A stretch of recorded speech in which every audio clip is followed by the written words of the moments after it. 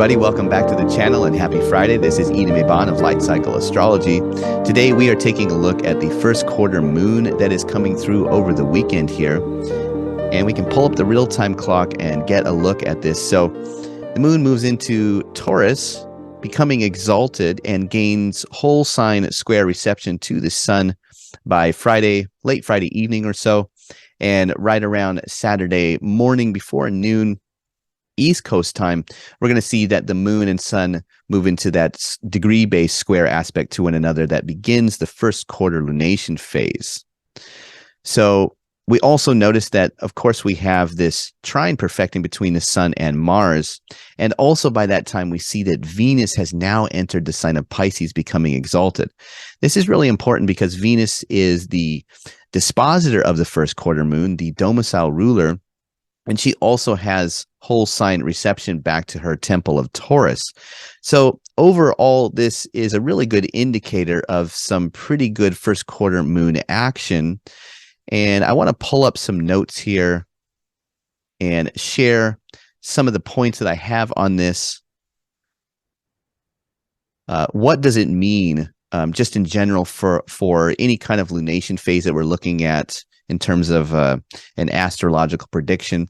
So the first thing we want to talk about is the phase relationship between the sun and the moon. What does that represent within the broader context of astrology? The new moon, the first quarter, the full moon, and the last quarter are typically our four main phases that we look at. Of course, you can look at any phase, the balsamic, the waxing gibbous, the waning gibbous. These phases also could be interpreted as well. But usually, with the moon's fast and quick speed from one phase to another, usually it's sufficient enough to just grab the big phases during the cycle to get a sense of how things are progressing.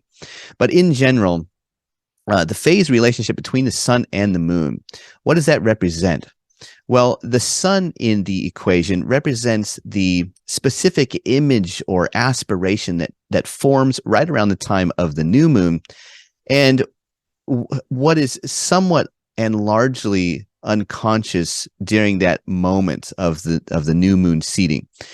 There is an image that comes along, or a stirring that begins within the soul, some kind of aspiration, an image that wells up, and that's the image that we aspire towards and try to enact during the lunation cycle as a whole, and that's represented by the sun.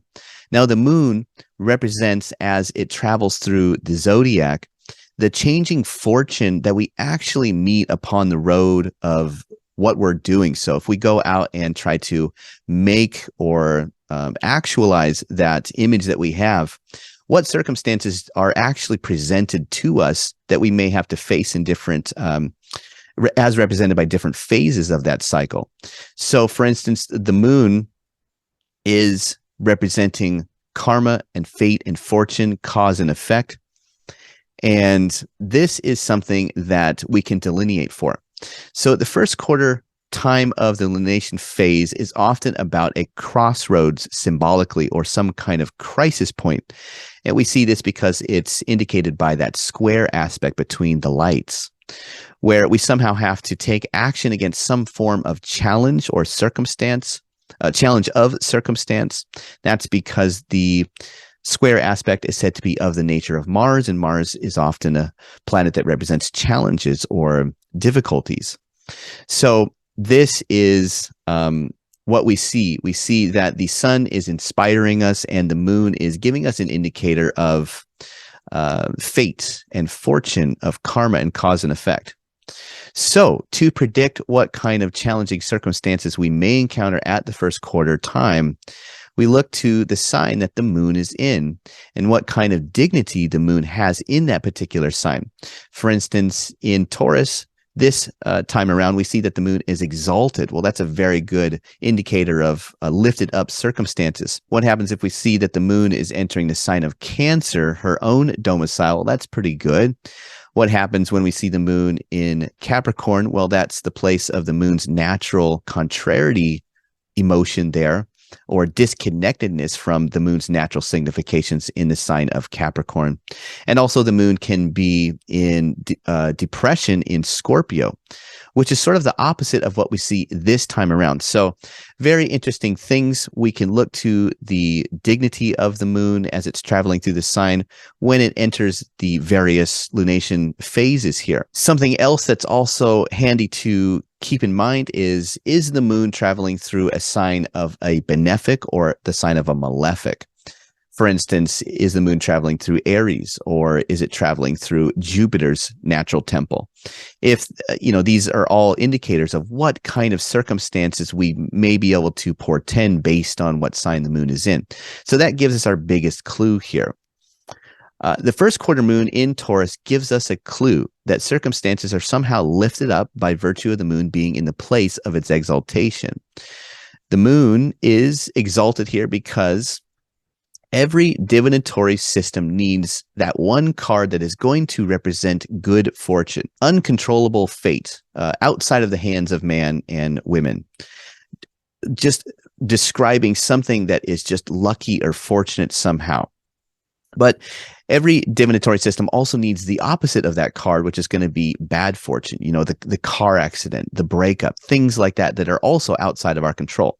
So astrology as a divinatory system of the ancient world needs to have both of those things, because within life we experience both of those kinds of things. The moon is the natural signifier of the home, of things that are nurturing, like mothers, also the mood and the emotion, the family, and oftentimes marriage. So why is the moon exalted in the sign of Taurus? Well, this is because the moon likes the comforts of the simple Venusian pleasures that bring harmony to all those things.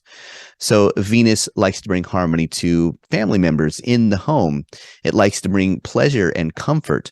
So we see that in the ancient world, they gave the moon an exaltation place in Taurus because Taurus is connected to this harmony that is represented by Venus.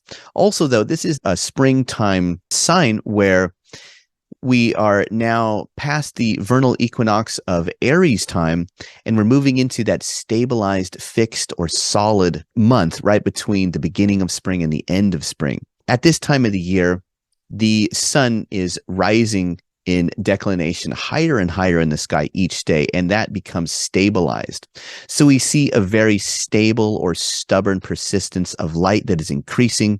And this gives us an idea that, the sun provides the life-giving quality of light and warmth. And so at a time of the year when this is rising, the ancients kind of thought of Taurus being the exaltation for the moon because fortune could not be depressed. It's very hard to depress nature or Mother Nature at a time where there is this natural inclination for life to be very, very supported by that light and warmth that is increasing very steadily at that time of the year. So that's one reason as to why the ancient astrologers designated the moon to be exalted or lifted up to a great status in the sign of Taurus. But what kind of challenge? We still have that square aspect that we are witnessing at the time of the first quarter moon. So if this is such a great place for the moon to be in terms of the support of life and comfort and Venusian things, what do we do about that square aspect? Well, I suppose you could say that if there is a challenge at this time that we are facing a difficult circumstance in some form or another, it may be simply one of stubborn indulgence or the enjoyment of Venusian pleasures that we have to fight against in order to keep heading towards that which we aspire on our road.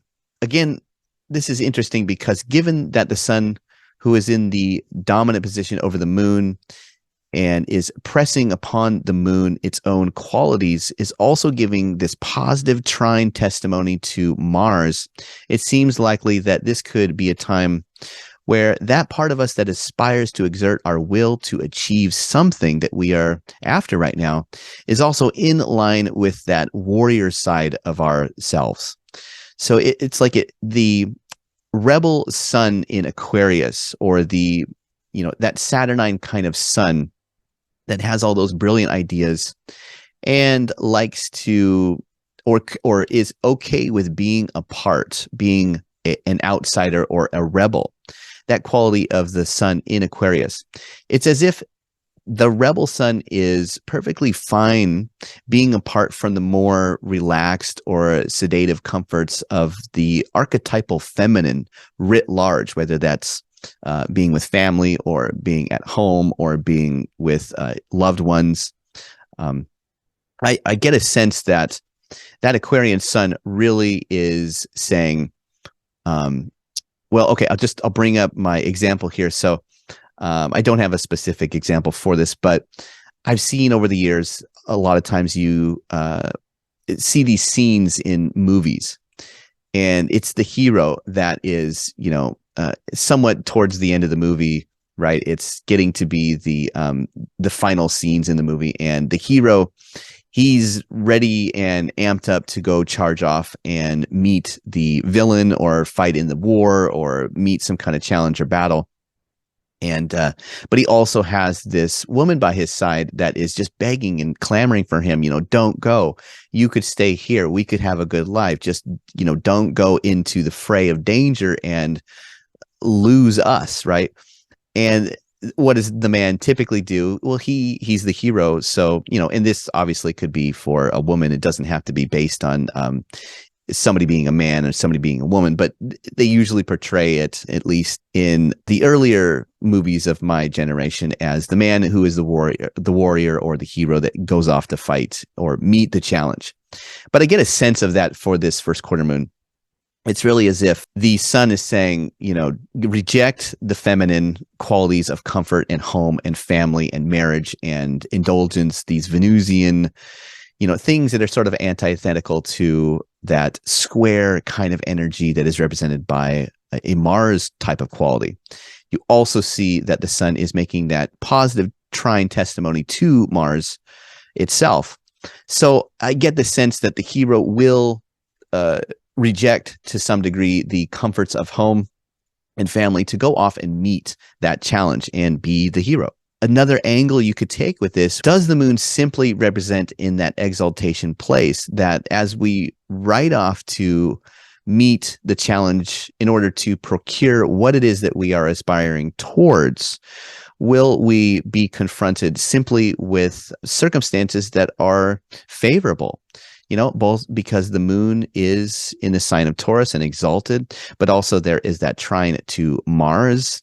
And also the dispositor of the moon in Taurus, Venus, is well dignified herself now in the sign of her exaltation in the sign of Pisces. Could we also encounter themes that have a connection to beauty or artistic things? Are we going to be more creative or artistic, or are we channeling that will to procure our passions that we have from also the square in some kind of artistic or creative expression? I think that is probably likely, but you tell me what you think. Leave me a comment. I'd love to hear how this lunation phase unfolds for you, whether it has that challenge of leaving the comforts of home and family to ride off and meet your battle. Or is it simply that circumstances are lifted up and they are favorable as you ride off to meet the battle? Or does it have that very strong Venusian artistic quality where what it is that you're trying to do has this connection to something that has a style or art to it? That is what we are looking at for this first quarter moon. So thanks everybody for watching. I really appreciate all the new subscribers. Welcome to the channel if you're new, and please like, share, and subscribe if you haven't already. Leave a comment in the comment section. I'll be back again next week for another astrology video. Take care and have a good weekend. Bye.